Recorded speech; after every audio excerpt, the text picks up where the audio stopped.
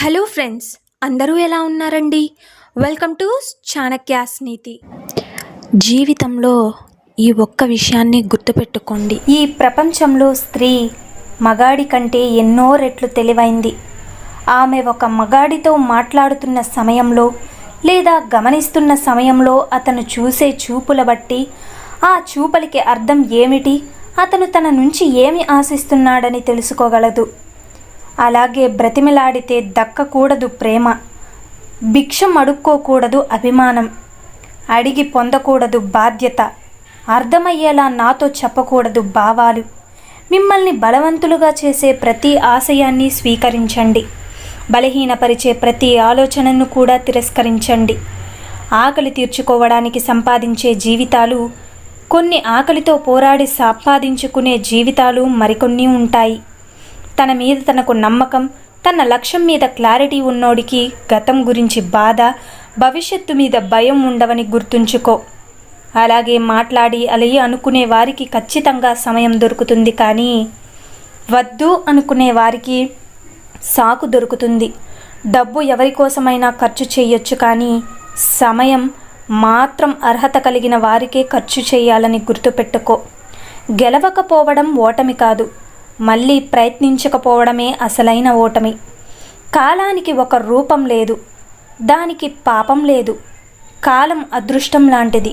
అందయుగమైన స్వర్ణయుగమైన అది మన ప్రతిబింబలం. ఒకటి గుర్తుపెట్టుకో, ఒక స్త్రీ నీతో ప్రేమను ముగించి నిన్ను విడిచిపెట్టాలని అనుకున్నప్పుడు ఆమె ముందుగా ఈ 2 పనులు చేస్తుంది. ఒకటి, ఆమె తను మాట్లాడే తీరును పూర్తిగా మారుస్తుంది. ఆ అర్హత నీ కొరకు సమయానికి కేటాయించడం కూడా మానేస్తుంది. గుర్తుంచుకో, ప్రాణ స్నేహితులకు కూడా ఈ 4 విషయాలు చెప్పవద్దు. ఒకటి, జీవిత భాగస్వామి గత జీవితం మరియు వారి వ్యక్తిగత విషయాల గురించి ఎప్పుడూ చెప్పవద్దు. 2, మీ వ్యక్తిగత ఫోటోలను పొరపాటును కూడా స్నేహితులకు షేర్ చేయవద్దు. 3, మీ ఆస్తుల వివరాల గురించి స్నేహితుల ముందు నోరు జారొద్దు. ఇక 4, మీ సంపాదన వివరాల గురించి స్నేహితులకి ఎప్పుడూ కూడా చెప్పకూడదు. గుర్తుంచుకో, ప్రతి భర్త తన భార్యను మరో తల్లి రూపంలో భావిస్తే ప్రతి భార్య తన భర్తను మొదటి బిడ్డగా పరిగణిస్తుంది. ఇదే మధురమైన బంధం, ఇప్పటికీ ఎప్పటికీ. నిజమే కదండి? మూర్ఖురాలు అయిన మహిళ తన భర్తను బానిస చేసి ఆ బానిసకు యజమానిగా ఉంటుంది, కానీ తెలివైన భార్య తన భర్తను రాజును చేసి ఆ రాజుకు రాణిలా ఉంటుంది. సంబంధాలు ఎప్పుడూ కూడా మామూలుగా చంపబడవు. అవి ఒకరి నిర్లక్ష్యం, ప్రవర్తన, అహంకారపూరిత వైఖరణ వల్ల మాత్రమే చంపబడతాయి. గుర్తుపెట్టుకోండి. అయితే ఒక వ్యక్తి గుణగణాలు పరీక్షించాలంటే అతనికి అధికారం ఇచ్చి చూడాలి. నిజమే కదా? అందరూ మన వాళ్ళే అనుకో, తప్పులేదు.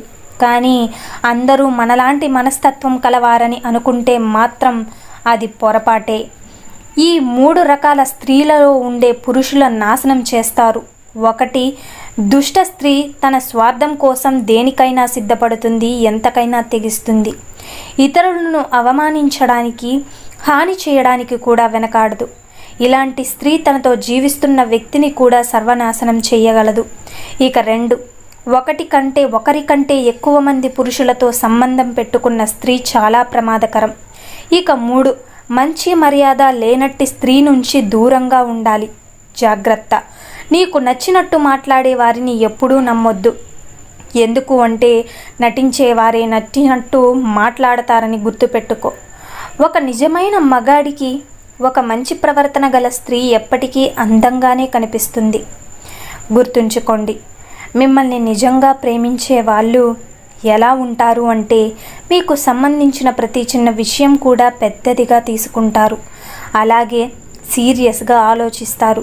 తనకి సంబంధించిన ప్రతి విషయం కూడా మీతోనే పంచుకుంటారు. ప్రతి విషయానికి అలుగుతూ ఉంటారు. మీరు కేవలం వాళ్ళతోనే మాట్లాడాలి అనుకుంటారు.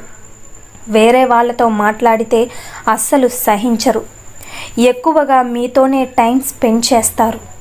ఎక్కువగా మీపై డౌట్ కూడా పడుతుంటారు. మీరు తనతో కాకుండా వేరే వాళ్ళతో ఏమైనా మాట్లాడుతున్నారేమో అని భయపడతారు. అప్పుడప్పుడు మీ ఫోన్ కూడా చూస్తుంటారు. జాగ్రత్త. ఎందుకంటే మీరు దూరమైతే వాళ్ళు తట్టుకోలేరు కాబట్టి. మీ మీద ఊరికే కోప్పడుతూ ఉంటారు, కానీ ఆ కోపం ఎక్కువసేపు ఉండదు. మళ్ళీ వాళ్ళే మీతో వచ్చి మాట్లాడుతుంటారు. వాళ్ళే పదే పదే మళ్ళీ మీకు సారీ చెప్తారు. ఇలా ఉండేవాళ్ళు మిమ్మల్ని ఎక్కువగా ప్రేమిస్తున్నారని అర్థం. కాబట్టి ఆడపిల్ల పెళ్ళి కాకముందు పుట్టింటి యువరాణి, పెళ్ళి అయ్యాక మెట్టింటి మహారాణి అంటారు. కానీ ఏ ఆడపిల్ల అయినా కన్నవాళ్ళ ఉన్నంత వరకే ఏ యువరాణి స్థానమైనా, పెళ్ళైన తర్వాత మెట్టినింటి భర్త భార్యకి ఇచ్చే గౌరవాన్ని బట్టే మెట్టినింటి మహారాణి స్థానమైన ఇంకా ఏదైనా సరే. నిజమే కదా? ఒకరిని నిందించే ముందు, ఇతరులు తప్పులు వెతికే ముందు, అవతలి వాళ్ళని దూషించే ముందు ఒకసారి వాళ్ళ స్థానంలో నిన్ను నువ్వు ఊహించుకో. అప్పుడే మంచి నిర్ణయం తీసుకో. ఇంట్లో ఎంతమంది ఉన్నా, ఎంతమంది ప్రేమను పంచినా భర్త పంచే ప్రేమకు ఏదీ సాటి రాదు. ఏ భార్యకైనా తన భర్త సహకారం ఉంటే ఎంతటి కష్టాన్నైనా సరే సులువుగా భరిస్తుంది. ఆడది సంతోషంగా బ్రతకాలంటే ఆస్తులు అంతస్తులు అవసరం లేదు.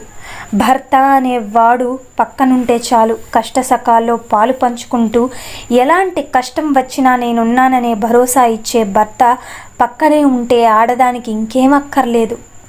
జీవితాంతం సంతోషంగా ఉంటుంది.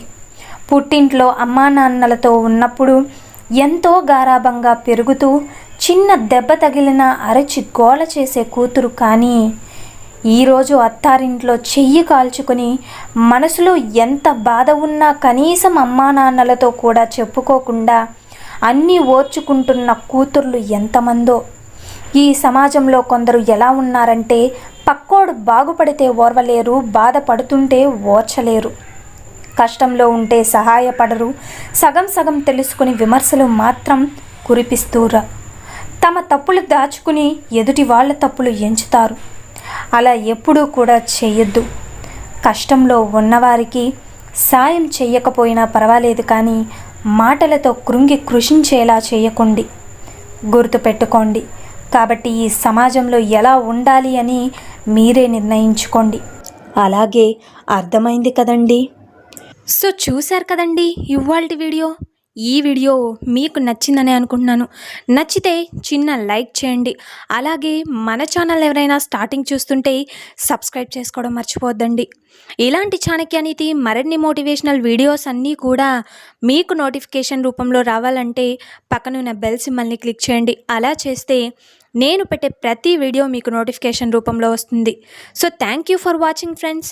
రేపటి వీడియోలో చాణక్యులు గారు ఏ మంచి మాటలను, ఏ మంచి సూక్తులను మనకి చెప్పబోతున్నారన్నది మనం రేపటి వీడియోలో అయితే తెలుసుకుందాం.